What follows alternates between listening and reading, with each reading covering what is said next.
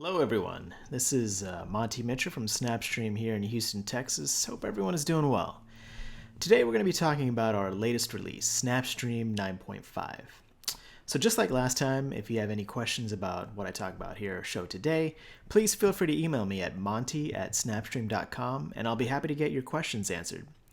Also, if you'd like to learn more about SnapStream or you're currently a customer and would like to schedule an upgrade, we'll have some information about how to do that at the end of this video. So who is SnapStream? We're about a 45-person team here in Houston, Texas, and we've been around for about 20 years working on building products in the media space. And while our team is made up of developers, support, sales, and marketing, we're also news junkies, cinephiles, musicians, and so many other things. We take pride in being incredibly customer-focused, so if you ever have any questions or any issues, please feel free to reach out to us. So that's who we are, but what are we all about? Well, we see our mission as delivering the best real-time media and news search engine. We live in extraordinary times, and news is running at an incredible pace, and it seems like it's faster than even a 24/7 cycle. It's bite-sized, there's commentary and takes from every angle, and our goal is to make it easy as possible to find newsworthy TV moments and to do it with incredible speed.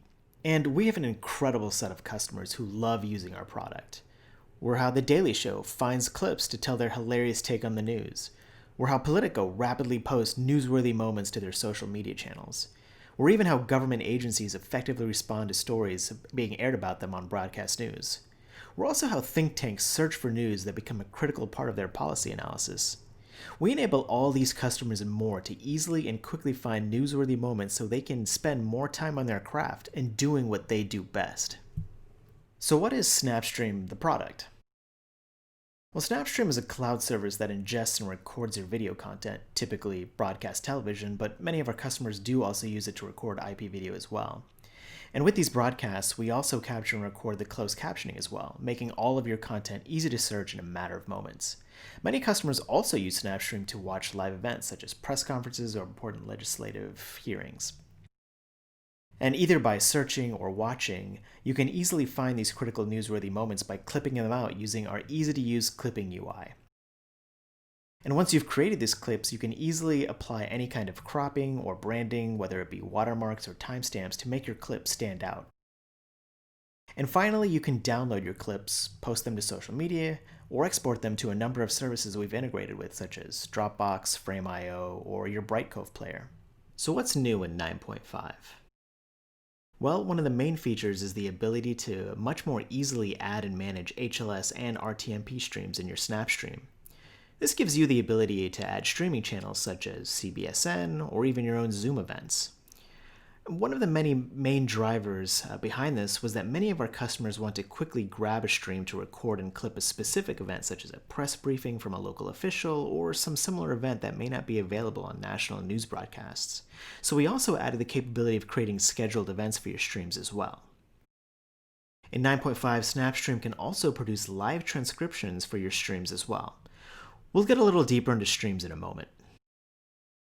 We've also added the ability to easily share clips to Slack. So many of our customers use Slack to collaborate with one another. We've heard from many of you that as you work in Slack channels with each other, someone on your team may request a clip that you should go get, or maybe you'll post a clip into Slack to get feedback from others on your team about what to do with it. Maybe you want to post it to Twitter, maybe someone on your team has another idea for it.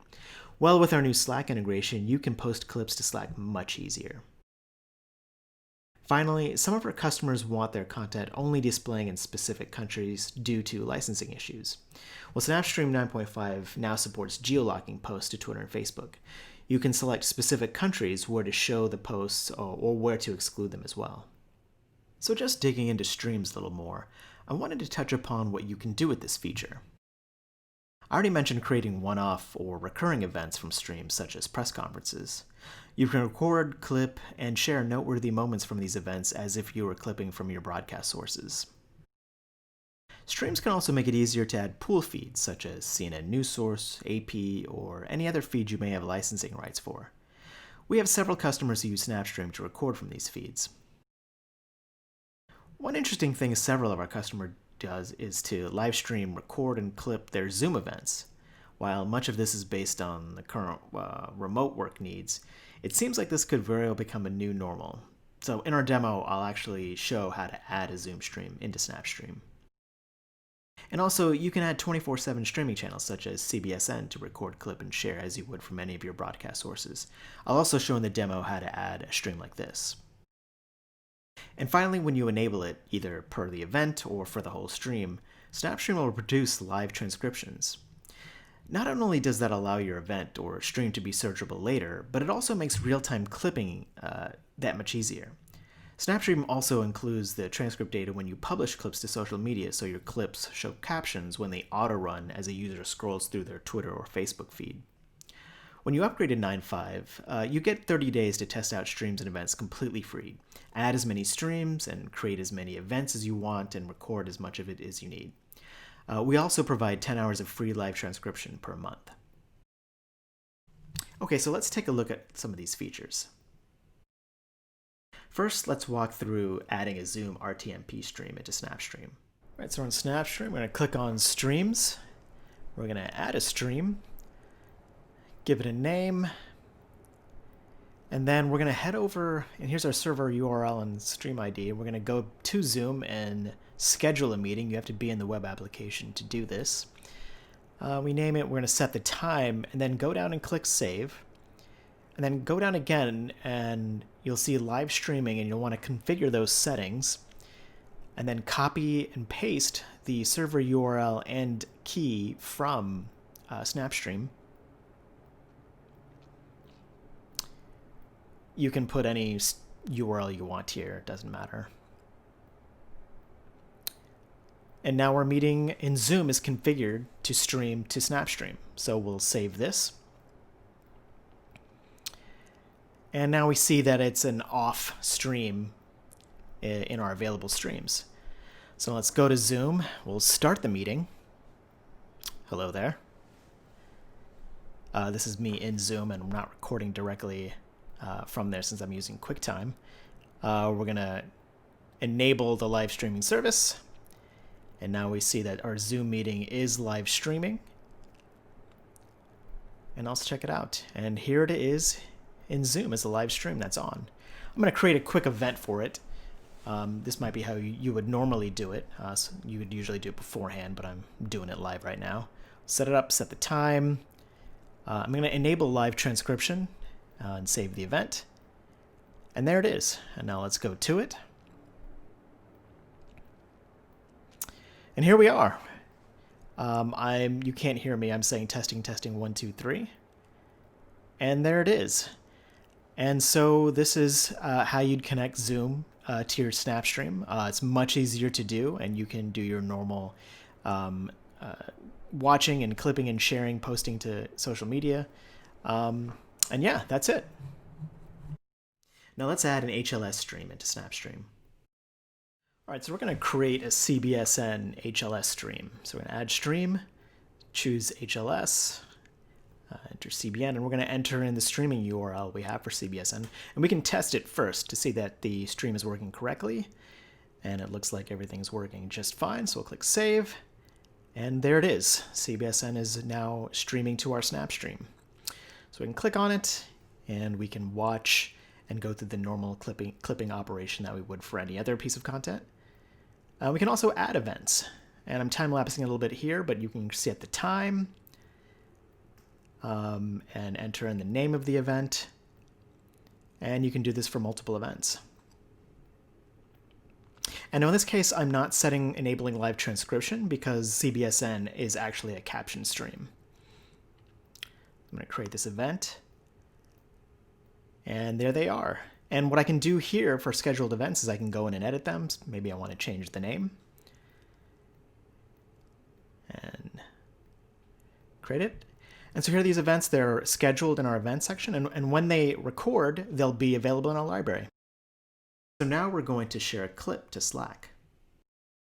Okay, let's start with the sort of one-time setup that you'll have to do first. So when you try to click Slack, add a Slack account, you'll be taken to this page, scroll down, add Slack user, and here's where you're authenticate in. If you're not logged into your Slack workspace in the web, go ahead and do so first.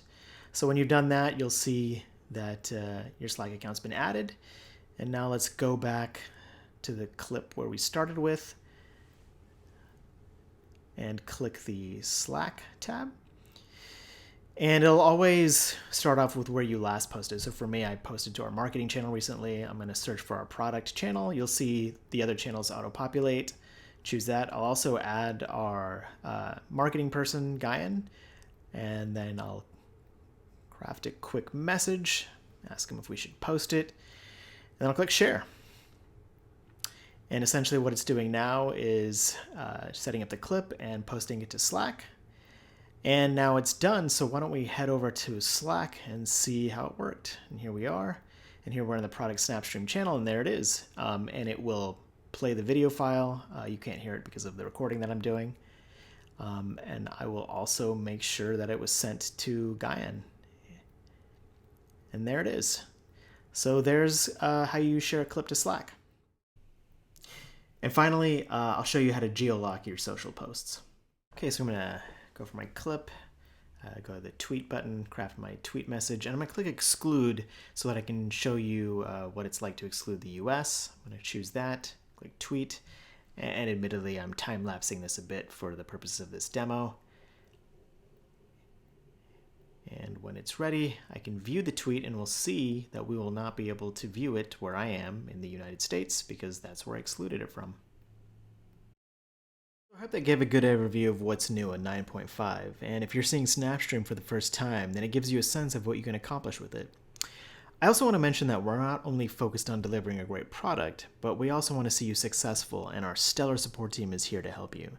They offer 24/7 support, knowledge bases, how-tos, training, and workflow consulting. Whenever you need, they're ready and happy to help. If you have any questions, please do feel free to reach out to me. If you're a customer and want to upgrade, or if you're not yet a customer and want to discuss more about how SnapStream could help you, either follow the link sent in the email that most likely linked you to this video, or you can reach out to Jacob at his email listed here. I hope this was helpful, and I do appreciate you taking the time to learn more about SnapStream 9.5.